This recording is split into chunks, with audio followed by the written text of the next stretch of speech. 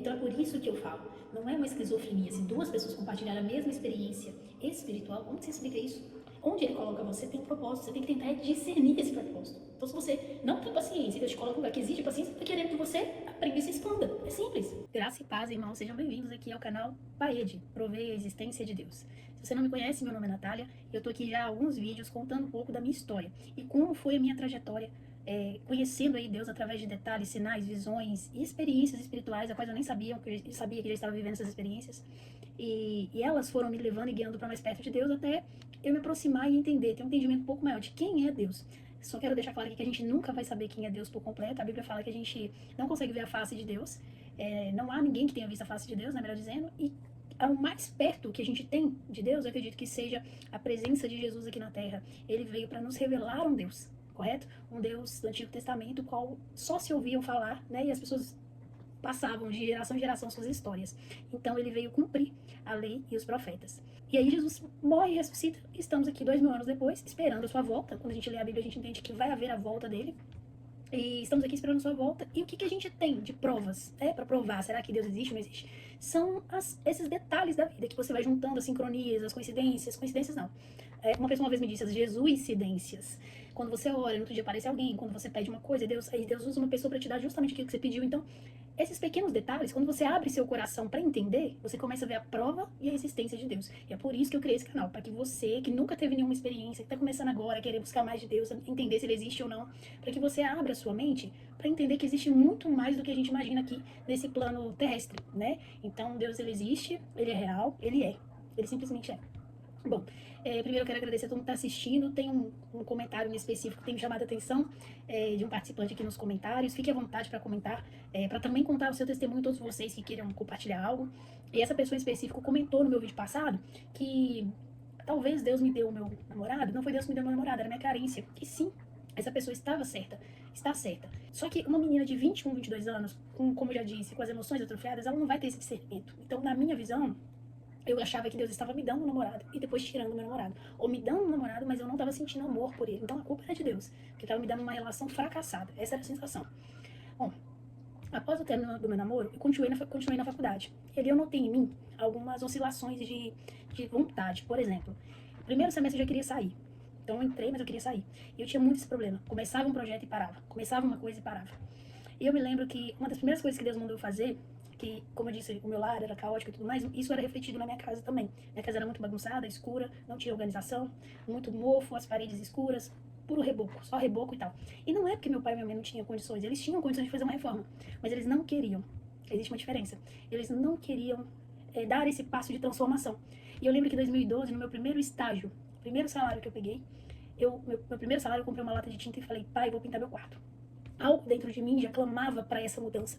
E eu mesmo, meu pai me ajudou, a gente lixou o quarto todo, fizemos a pintura. Meu pai achou tão incrível a diferença, né, a transformação, que ele acabou passando um selador na casa toda e sentiu. E falou, nossa, realmente faz diferença uma casa pintada. Então ali foram as primeiras transformações físicas. Eu acredito que Deus mexe no nosso interior, mas isso se reflete na nossa vida física também. Em paralelo, eu vou abrir que também a gente era muito bagunceira, sem organização, eu chegava e jogava as roupas para um lado, as roupas para o outro, assim, não fazia faxina, não tinha constância e rotina para faxinar a casa, não sabia cuidar das coisas, administração, nada. Era simplesmente ir para a faculdade, voltar, ir para o estádio, voltar, comer e dormir. Bom, essa era a minha vida. Até que eu reformei o meu quarto ficou bonito, e ali eu me senti bem, como se fosse um refúgio. Eu falei, cara, isso é legal, um quarto arrumado, bonito, pintado, então sempre brilhava em mim esses desejos. Mas eu não lia a Bíblia. Quero sempre ressaltar isso aqui, eu não lia a Bíblia, eu orava assim do meu jeitinho, conversava com Deus reclamando, achando que ele era muito injusto comigo, minha vida era sem sentido nenhum. A maioria das minhas orações era, Senhor, Deus, né? Não entendo minha vida é sem sentido. E eu via Deus muito distante, como um ser que estava me punindo de alguma coisa. Eu era errada, eu era culpada de alguma coisa. Bom, o tempo foi passando e agora eu quero abrir. Eu fiquei nessa rebeldia com Deus de 2000, quando eu terminei meu relacionamento em 2012, até 2020. Então foram 8 anos de rebeldia. Quando eu digo rebeldia, sem vontade de tentar entender, porque antes disso eu era mais espiritual. Assim, eu fiz primeiro Eucaristia, eu procurava ter mais interesse nas coisas de Deus. Depois disso eu quis mais a carne, né? A carne gritava na adolescência, eu querendo ter relacionamentos todos fracassados, todos os rapazes de faculdade que eu cheguei a gostar. A minha ansiedade em querer ser amada estragava tudo. Só que eu não tinha esse discernimento na época, gente. Pra mim, eu queria que as coisas acontecessem muito rápido, elas não aconteciam, eu me frustrava e eu entrava num campo de depressão. Então, eu preferia me fechar. Houve uma fase, depois que eu me formei, que eu preferi me fechar. Então eu vou abrir aqui agora um paralelo para vocês, um paralelo para vocês entenderem a respeito de experiências sobrenaturais. A minha primeira experiência sobrenatural, gente, eu tinha 9 anos, eu já sabia tocar violão, meu pai me ensinou, e eu compus uma música, acho que eu peguei uma música, não sei, aprendi a tocar e fui até o quarto do meu pai para mostrar para ele. E quando eu cheguei lá, eu sentei na cama e ele me ouviu, abaixou um pouco a televisão dele e o quarto estava fechado, como se fosse isso aqui. E comecei a cantar. No meio da canção, alguém atrás de mim, uma mulher, falou Rui, o nome do meu pai, Rui, bem alto. E eu parei e olhei para trás. E meu pai, do jeito dele, falou assim: Uai, Natália, vai lá. Era de noite, gente, umas 10 horas da noite. Eu passava até uma novela Senhora do Destino na época. E ele falou assim: vai lá ver o que a sua mãe quer comigo. Eu deixei, porque eu ouvi também. Nós dois ouvimos. Esse é o ponto, gente, quanto que eu queria chegar, a respeito de quem fala que é esquizofrenia. Como que é esquizofrenia compartilhada? Se duas pessoas escutaram. Porque eu parei no violão e ele ouviu também. Então, há quem diga, e pra quem é cristão e não sabe disso, a ciência, algumas pessoas falam que nós que somos cristãos e vemos e ouvimos coisas, tudo é esquizofrenia. Que isso não é, gente, não é. Tem casos e casos, tem que ser estudado. Mas essas coincidências ou essas coisas que interferem com terceiros, não tem como ser esquizofrenia. Voltando pra história. Eu fui até a sala e fui boba, assim, perguntar à minha mãe estava dormindo, ela tinha mania de assistir televisão dormir. Minha mãe estava dormindo. Fui no quarto, meu irmão estava dormindo com o rádio ligado naquela época. E eu voltei pro quarto. Na hora que eu voltei, que minha ficha caiu, porque até então tava tudo bem. Aí na hora que eu voltei, minha ficha caiu. Eu entrei no quarto e falei, pai, ninguém te chamou, não. E aí meu pai falou assim, uai. Aí eu falei assim, você ouviu, não ouviu? Eu falei, ouvi, mas ninguém te chamou. E minha mãe tá dormindo, etc. E nós ficamos com aquele clima, assim, de opa, é alguma coisa. Só que tem um porém. A pessoa que chamou era uma mulher, é uma voz de uma mulher. E a irmã do meu pai havia falecido 2 ou 3 meses antes desse acontecimento. Que era uma voz feminina, do jeito que ela chamava ele, a irmã dele. Então, e ela faleceu de câncer. E vocês vão entender o que vai acontecer com meu pai um pouco mais pra frente nesse vídeo. Bom, voltando pra história.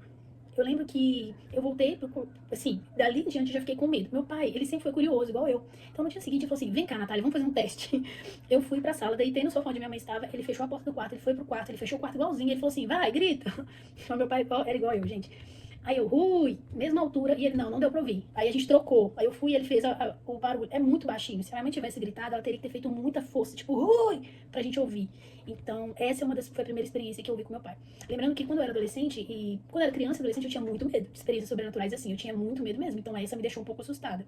A minha segunda experiência sobrenatural, um pouco mais pra frente, né, aí depois disso, não lembro se aconteceram outras coisas, assim, mas essa foi bem marcante, porque eu vivi com meu pai. Um pouco mais pra frente, eu acho que já era 2013, porque, vou abrir aqui, sou atleticana e o Ronaldinho tava no Galo, e eu tava na sala, mexendo no computador, vendo uma notícia do Ronaldinho Gaúcho. Meu pai tava de frente pra mim no outro sofá.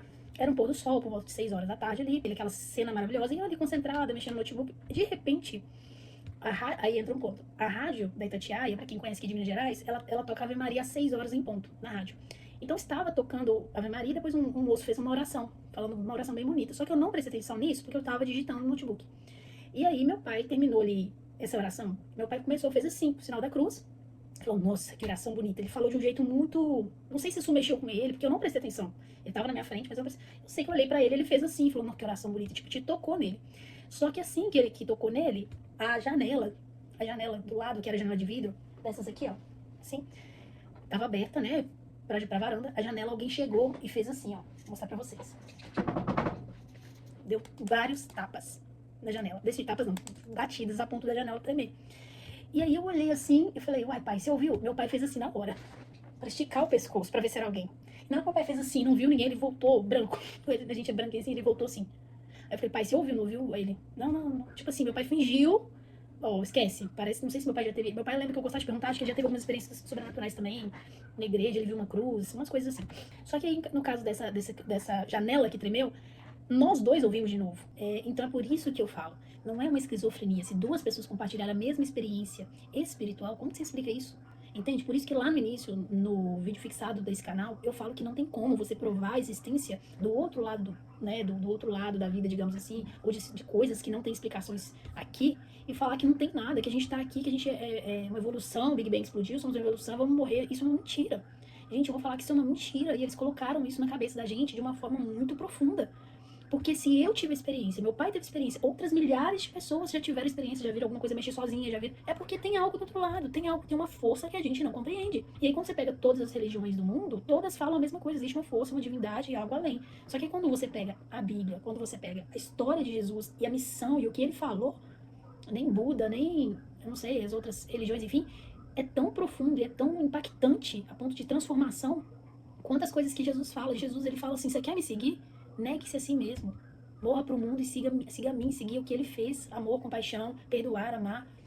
A verdade liberta, ele falou isso várias vezes. Então, ele trouxe uns ensinamentos que, quando você comparados a outras religiões, aqui estão as outras, é muito diferente, é muito profundo.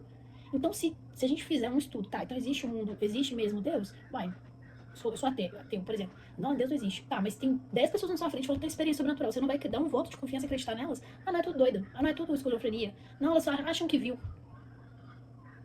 Então, talvez, algumas pessoas que não creem mesmo estão negando a realidade, porque isso é real. Se você se permitir, você vai viver coisas incríveis com Deus. Esse é o ponto que eu queria chegar. E esse é um questionamento, gente, que eu passei a adolescência toda, depois que eu comecei a ter essas experiências, questionando e falando sobre isso. Comigo mesma, que como que as pessoas não creem. É muito forte essas situações e coisas, né, que acontecem, essas experiências. Bom, após essa questão do bater na janela, meu pai disfarçou, ele não tocou no assunto. Essa experiência, eu acho que ele ficou com medo. Ele não falou nada.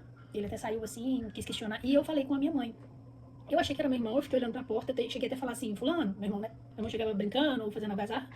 Ele chegou 1 hora depois, então não era meu irmão. A minha mãe chegou com um balde de roupa que ela tinha recolhido no varal. Eu falei, mãe, falando, né, distraída. Eu falei, mãe, foi você que bateu na janela?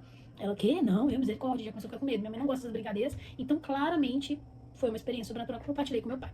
Como eu disse, eu só compartilhava a experiência se eu estivesse ao lado do meu pai. E eu morria de medo, gente. O tempo foi passando e eu, cada vez mais depressiva. Eu me formei em 2016 na faculdade, fiquei perdida profissionalmente, comecei a ficar muito em casa, no computador e deitada na cama, perdida profissionalmente, sem saber o que fazer. Como eu disse, as oportunidades de emprego que eu tinha era muito empresa, marketing, setor de marketing, empresa, mas não era... Deus também tem uma história que Deus me levou a entrar numa empresa muito boa, perto da minha casa também, onde eu fiquei estagiando por 1 ano e meio, perdão, até eu me formar, que foi ali uma empresa que realizou o sonho do meu pai, que era... Meu pai adorava cesta básica, minha empresa me dava cesta básica, eu podia levar pra casa, meu pai ficou muito feliz nessa época, eu lembro disso. Mas eu acho que foi o presente que eu consegui dar pra ele, né? Porque um tempo depois aconteceram algumas coisas, vocês vão entender. Em 2016, ele foi em 2016, eu tava muito depressiva. E como eu disse, rebelde com Deus. Mas às vezes eu orava, né, gente? Porque eu já tinha tido algumas experiências sem explicações e não li a Bíblia. Não li a Bíblia. Eu fui pedir pra Deus que ele me colocasse no emprego. Eu falei, Deus, me dá um emprego. Eu preciso tomar um rumo na minha vida, me dá um emprego, alguma coisa assim. 2 dias depois, vamos às jesuicidências. Pra quem não crê, vamos às coincidências.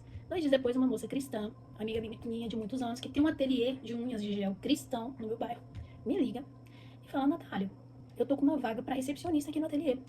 A recepcionista tá grávida e vai ter que sair. Você não quer ser, você tá trabalhando? Você não quer vir atender, não? Eu topei na hora, porque eu falei, olha, fulana, eu tava orando, tem 2 dias que eu tô orando, obrigada, eu quero. Gente, eu aceitei sem pensar. Fui. Só que recepcionista, você conversa no telefone, atende as pessoas, e eu era o quê? Travada.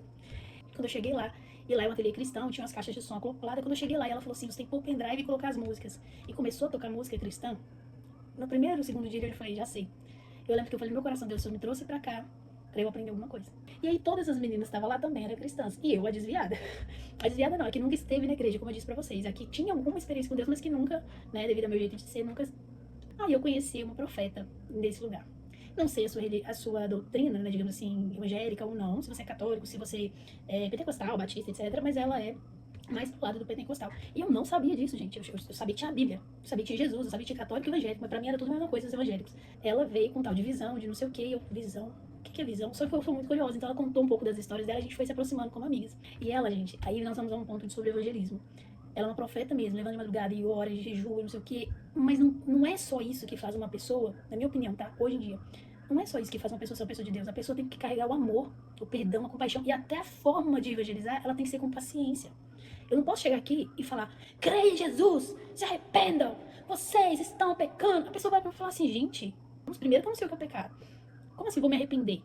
Entende? Nós estamos numa geração onde tem muita informação. E as pessoas estão vivendo cegamente espiritualmente. Você tem que orar a Deus, pedir discernimento para você abordar cada pessoa de um jeito. Uns você vai ter que falar de uma forma, outros você vai ter que falar de outra. E foi o que essa moça fez comigo. Ela era mais velha e ela começou, Nath, você é baiana, você acredita em Deus? Eu falei, acredito, já tive muita experiência. Nossa, acredito demais, sou muito espiritual, falei com ela. Ela, tá. Primeiro dia ela só falou isso, ela não perguntou mais nada. Gente, ela foi tão devagarinho, tão devagarinho. E às vezes eu duvidava, ela contava umas histórias, eu ficava assim, então, olha pra você ver o nível, gente, eu já tinha tido experiência sobrenaturais, mas eu duvidava, às vezes, das histórias dela. Algumas coisinhas que ela contava, Deus me trouxe pra cá, Deus fez isso. Aí entrava aqui, saía aqui, porque eu não entendia. O nosso espiritual tem esse lado também. Talvez tudo que eu tô falando nessas histórias aqui, tá entrando aqui, saindo aqui em você, porque você não tá conseguindo discernir e entender o que eu tô falando, que é espiritual. Mas eu tô tentando mostrar pra vocês de forma física, mais humana possível, mais emocional também, pra vocês entenderem o que eu senti, o que eu pensei, o que eu vivi, os meus questionamentos, pra vocês identificar e tentar entender se isso aconteceu na sua vida também. Mas, voltando à história, nós fizemos uma amizade muito bonita. E igual eu falei pra vocês, as coisas que ela falava espiritualmente eu não tava entendendo. Ela falava de visão, de sonho, Deus me levou pra cá, Deus me trouxe pra cá, Deus é bom, Deus é meu pai, Deus é isso. E aí essas coisas não entravam no meu coração. Eu escutava, mas não entrava. Até que meu pai já estava doente, piorando cada vez mais ali em dezembro de 2017, início de 2018. E aí um dia eu tô trabalhando, cheguei bem cedo. Ela chegou mais cedo ainda. E ela chegou com os olhos um pouco avermelhados e tal. E ela falou, Nath, eu levantei cedo hoje pra orar e Deus me deu uma visão do seu pai. Aí aquilo me aguçou a curiosidade, fiquei, como assim? Ela disse que viu ele sem camisa, meu pai só andava sem camisa, gente. E ele andava pela casa como se estivesse procurando por algo, ele ia na cozinha e voltava. Depois ele se sentou no sofá e colocou, né, os cotovelos no joelho e fez assim. E essa era a posição que meu pai mais fazia. Depois do câncer se espalhou pelas costas, ele fazia assim. Tipo assim, sentava no sofá da sala e ficava assim. Que doía tudo. Quando ela fez isso, meus olhos encheram de lágrimas. Eu falei, meu Deus, como que essa mulher viu isso? Como que ela viu isso da casa dela, se ela não teve contato com meu pai? E eu era muito crua espiritualmente, no sentido dessas experiências mais cristãs, né? Porque eu tinha muita experiência, mas não sabia decifrar. E isso mexeu comigo. Eu lembro que cheguei em casa na hora do almoço, ali eu comecei a acreditar nela. Eu falei, essa mulher, Deus usa essa mulher. E é de um jeito que eu nunca vi ninguém ser usado. Isso me despertou muita curiosidade. Eu lembro que cheguei em casa na hora do almoço e falei, pai, a fulana, vou falar nomes aqui não, mas eu amo essa amiga minha, mas não vou citar nomes pra não expor ninguém, mas aí eu falei, pai, a fulana comentou que você de manhã tava na cozinha, não sei o que. Ele falou assim, tava, fui buscar um remédio. Tava procurando algum remédio pra eu tomar pra parar essa dor. Aí outra coisa que ela me falou também, Nath, Deus me revelou que a cura de seu pai é espiritual. Seu pai precisa de cura espiritual. E eu cheguei e entreguei essas palavras pra ele, sem saber de nada, passei pra ele. Uns dias depois, meu pai tomava, sabe aquelas canais evangélicos que fica o culto e o pessoal tomando um copo de água? Meu pai tava tomando um copo de água e fazendo suas preces ali. Eu não sei o que ele orava, o que ele pedia, mas ele tava vendo e orando bastante em relação a isso. Passados 4 meses ali, eu já sabia que Deus tinha me levado pra lá pra algo. Eu limpava, chegava mais cedo na ateliê, eu limpava, e eu falava, Deus, o Senhor me trouxe pra cá pra me aprender sobre organização, né? Porque como eu não aprendi isso em casa, a limpar, a organizar a casa, eu aprendi lá. Então, segunda a sábado, eu trabalhava nesse lugar. Quando chegava domingo, eu tava limpando meu quarto. Por isso que eu falo, nada de Deus se perde. Onde ele coloca você tem um propósito, você tem que tentar discernir esse propósito. Então, se você não tem paciência e Deus te coloca um lugar que exige paciência, ele tá querendo que você aprenda e se expanda. É simples. Às vezes o entendimento das coisas que Deus tá fazendo é simples, gente. A gente que complica. E aí, naquela época, eu tava aprendendo, gostando. Eu gostava de atendimento. Então, a pessoa ligava, eu queria um horário. Eu falei, claro, ajuda pra você. Todo mundo me elogiava como uma boa recepcionista. Até que, passamos o Réveillon, meu pai começou a sentir dores na barriga e foi levado ao hospital. Descobriu um câncer. Ali, eu já sabia que Deus tinha me colocado num ambiente cristão. Para eu, como eu não gostava de igreja, não ia, do ambiente cheio de gente, aquela coisa toda, de ficar preso no lugar, o trabalho no ambiente cristão, com pessoas que já tinham uma alegria de ver, que era leve, um ambiente gostoso, foi um local de acolhimento. E aí, em janeiro em diante, o ano de 2017 foi um ano completamente, e parece que foi escuro, assim, pra mim. Eu quero dizer que eu não senti, assim, eu senti um choque, eu fiquei em choque, mas eu não sabia como reagir. Eu não pegava na mão do meu pai e perguntava assim, ô pai, o senhor tá bem? Como é que o senhor tá se sentindo hoje? Eu lembro, gente, que eu fui tão fria nessa época, que eu ficava no meu quarto o dia inteiro, meu pai aparecia na porta, assim, ele fez uma cirurgia, né, começou a fazer a químio, ele ia na químio, eu não me oferecia para ir junto, eu era completamente sem amor, fria, imatura, e estava completamente rebelde também. Estava ali no meu mundinho ali, conversando com contatinhos online, querendo amar e ser amada, ainda assim com essas ideias, tudo online. Minhas amizades eram virtuais, tudo era virtual, eu não saía nem pra balada, não fazia nada, era só ficar dentro do quarto, do computador. E nisso eu perdi o último ano de vida do meu pai. Porque meu pai chegava na porta querendo atenção, carinho, eu tava ali no computador. Meu pai fazia isso, eu tava no computador. Aí eu quero abrir um outro parênteses aqui que eu tinha esquecido. Quando eu completei 20 anos de idade, eu lembro que eu pensei exatamente isso. Quando eu tiver 25, vai acontecer alguma coisa na minha vida. Aí eu fiz 21, me vinha o mesmo pensamento. 22, o mesmo pensamento. E eu agradecia e achava que com 25 eu iria morrer. Essa é uma sensação de morte. Eu falei, alguém vai morrer, eu vou morrer. Eu achava que era eu.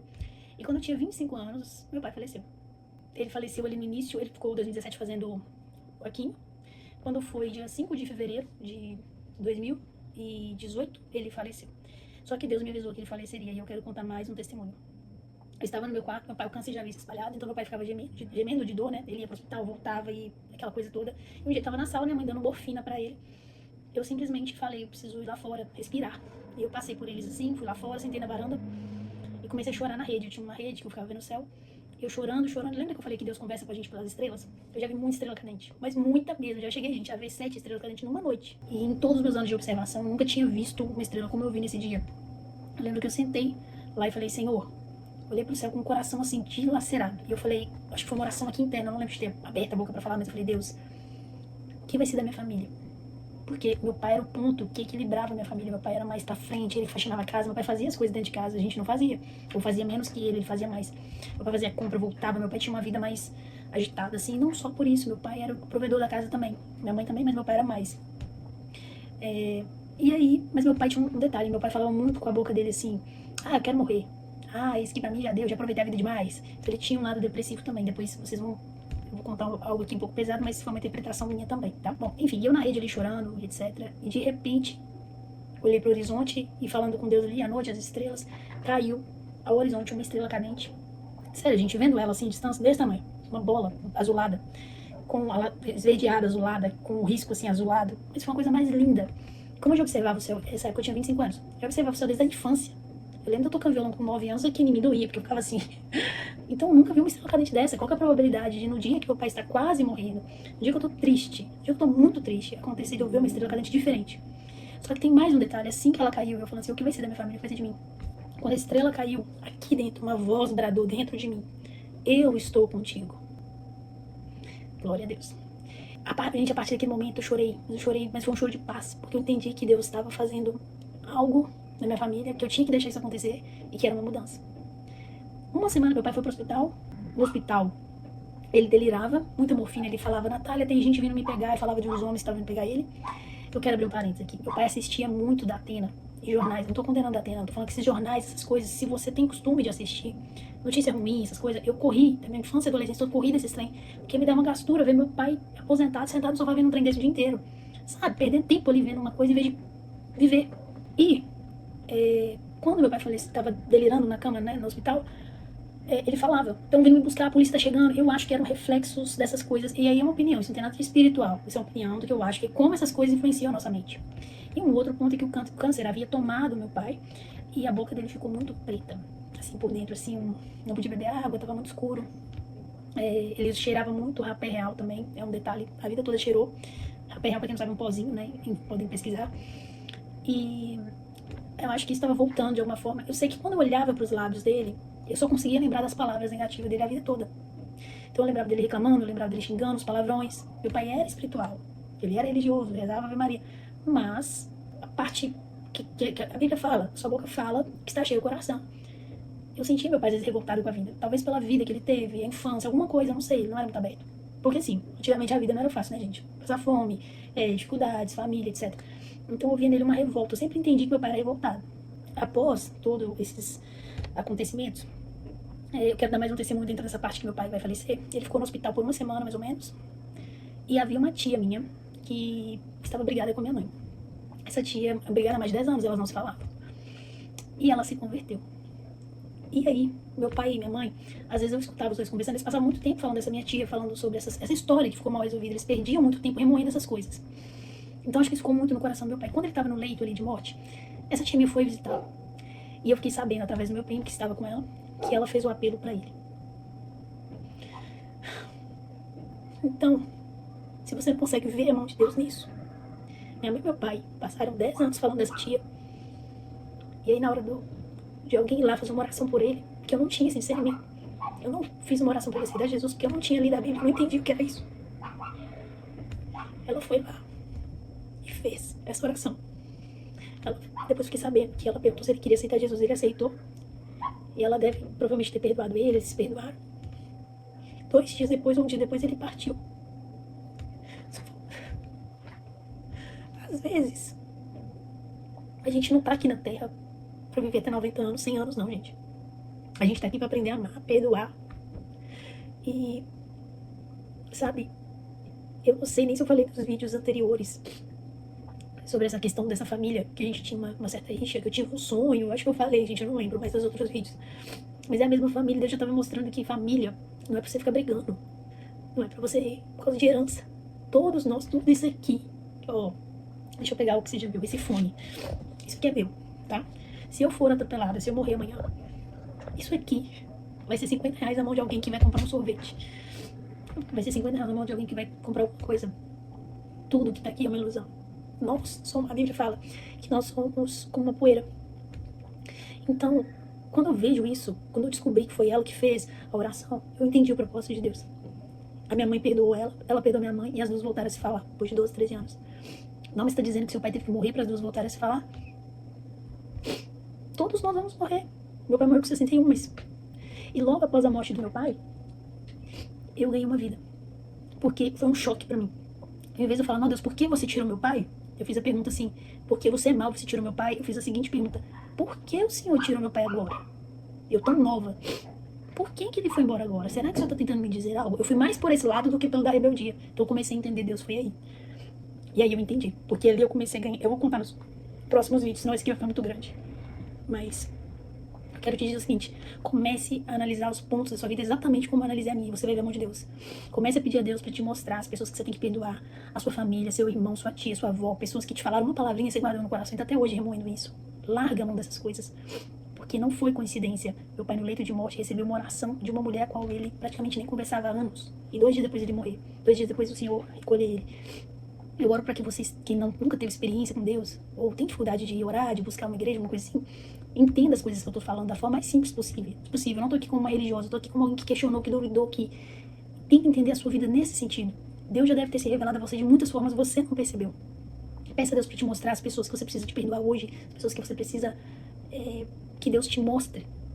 Peça para que Deus te guie, te oriente a fazer isso, porque a vida, ela se resume a... Jesus veio e fez isso. Veio, amou, perdoou e serviu. A vida é isso. Você está aqui para amar, perdoar e servir o próximo. E às vezes é difícil a gente servir alguém, só que a gente faz isso com amor do Espírito Santo. Quando a gente tem tanta intimidade com Deus, Ele nos ama, nos enche de um amor e a gente consegue perdoar e amar. Não é na nossa força, não é na força do braço. É com a ajuda do Espírito Santo. Então, oro para que você, que está escutando essa história até aqui, tem alguma dificuldade em perdoar alguém, consiga.